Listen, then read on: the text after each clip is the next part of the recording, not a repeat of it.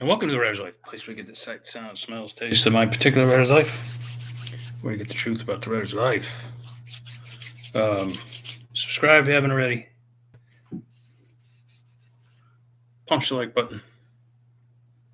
Tap the bell for notifications so you don't miss out on one single freaking exciting video. Where's my ruler? I gotta have my ruler.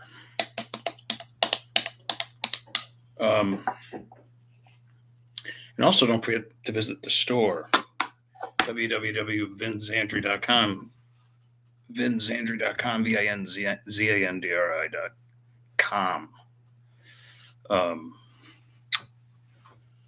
for all your thriller needs. And there's lots of them, lots more coming. I got about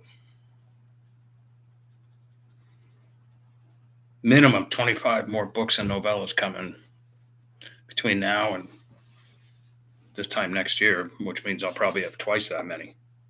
Because I'll get to it in a minute. I'm going nuts. I was going to talk about the interview I did with Frank Theodat, but I'll talk about that more tomorrow. Something else I wanted to talk about today that just sort of entered my head. So, do you guys see something different there?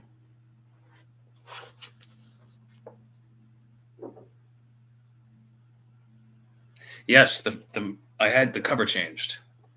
I thought it looks better with the very attractive young lady up front, the love interest up front, and Chase Baker sort of behind.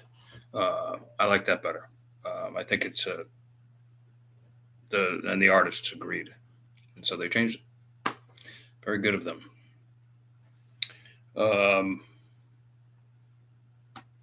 So I'm very happy with that cover, and the book's doing all right.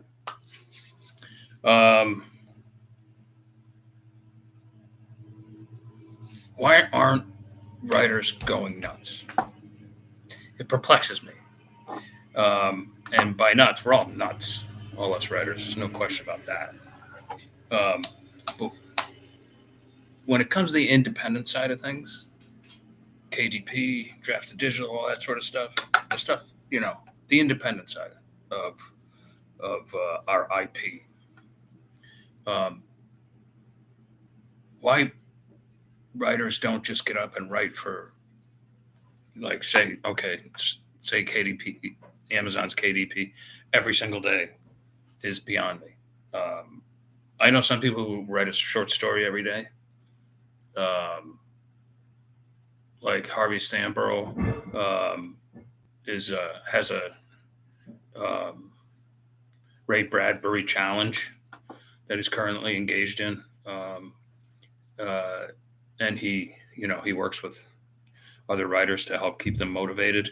And what that's referring to is Ray Bradbury wrote a story a day for I don't know how long, but and the point being, like, you can't write, or even a story a week. It could be a story a week. I don't know, whatever. Okay, say it's a story a week. The point being, you can't write 52 stories without at least 2 or 3 or 4 or 5 of them being really good. Some of them might suck, but in general, they'll probably be pretty good. Some of them will be anyway. And it's great practice. Helps you get through the shit. And that's what we all want to do. We want to get through the shit and get to the good stuff. I think they used to call it, like, you get through that first 10,000 hours or whatever it is, like, I don't know. But God knows I sucked when I started. That was awful. And, like, some of my friends were encouraging and others were not at all. That's a whole nother topic. Like, some of my closest friends kind of, like, drifted off after I became a writer, and a not entirely unsuccessful one at that. They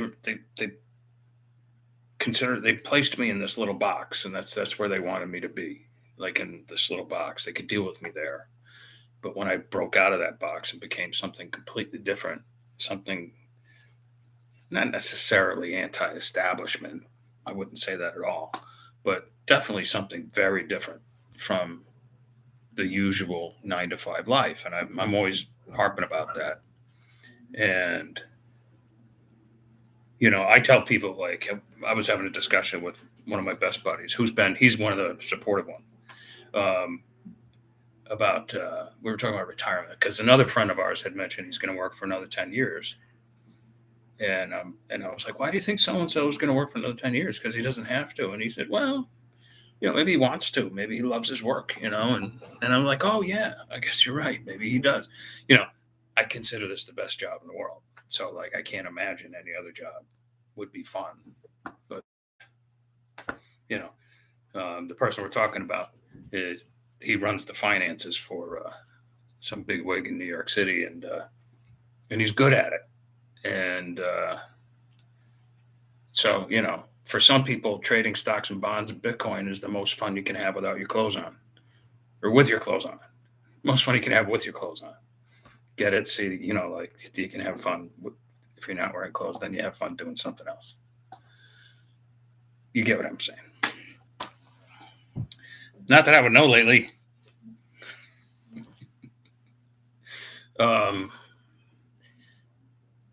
That'll change. But in any case, I still don't understand. Like, I mean, I go nuts. I put out new material every single freaking day. Every day, I'm putting out new material. It goes up on Vela first, whether I get a decent bonus or not. I don't care at this point. And then after it's done on Vela, I let it sit there 30 days, and then I publish it as a book. Again, I'm talking independently. And then I publish it as a book on KU or Kindle Select, whatever the fuck they call it.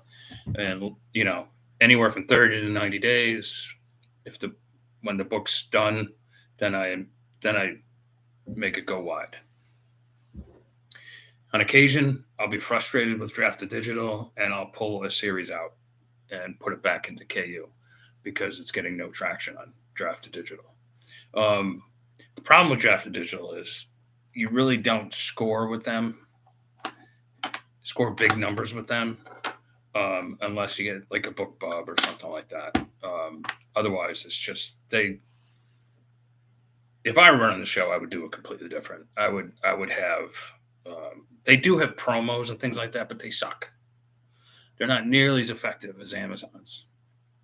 5 free days plus their Kindle Select periods. Anyway, this means nothing to anybody just chiming in just to hear me talk, but for you writers out there, it means a lot. So to me, content equals money. And the more content you have, good content, really good content, stuff you like to write, it means the more money you're going to make. And especially if you're keeping your own IP. Now, it doesn't mean I'm not feeding some of the publishers, a book or two now and then. And there is one publisher, even though like the traditional publishers, no way they're going to publish more than one book a year. Maybe some will do 2. But there is one publisher I work with, Down and Out. Like, if I gave them a book a day, they'd publish it. That's how good they are to make. But Gutter Books would probably do that too, but I don't know. I've never published with them. And there's probably a couple others, but that would be stupid to do that. Because, it's more important for you to keep your own IP. And now it looks to me like the big trend is going to be selling direct to the consumer,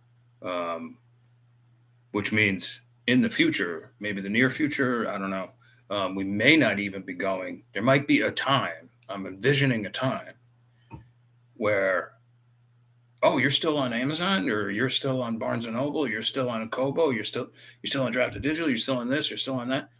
No, man, you should be selling right off your website, or at least have a Shopify store. So I'm actually going to set up a Shopify store for my wide books. that I'm going to work on, I don't know, maybe next month or something like that. I think that's a no-brainer. Um, so that's coming soon. But, I think probably, okay, so I'm going to throw this out here. You heard it first from me. I think within 5 years, all us writers, independent writers, are going to be writing stories and selling them directly off our website, not even bothering to go to Amazon anymore or any of those. It's just going to be like, I wonder what new books Vince has out today, and I wonder what I'll have out tomorrow or next week or the week after that, and if and that will all be sort of, your success will kind of be dependent on how large your subscription list is. I have a healthy one, um, but I'd like it to be healthier, so I'm working on that as well. Anyway, that's all I got to say. Kind of a, you know, kind of a very trade oriented podcast today, or video, whatever you want to call it. But I wanted to get it off my chest. If you're a writer and you can write fast, if you're prolific, if you're having fun with it, if there's a lot of ideas you have, you should be writing new stuff every single day and publishing. I think, to me, you can almost be publishing some sort of a book per week. You should set your sights on, I'm going to do 52 stories, published stories, whether it's a short story, a novella, or a novel, this year. So, you know what? It's going to be September in just like 10 days or less, 10 days. Yeah, about 10 days, which means the end of the year is coming. So, like, you want to start thinking about your goals for next year now. Start thinking about them now and get started on them so that you can hit the ground running in 2024. How's that sound? All right. I will catch you guys tomorrow, God willing. Ciao, ciao.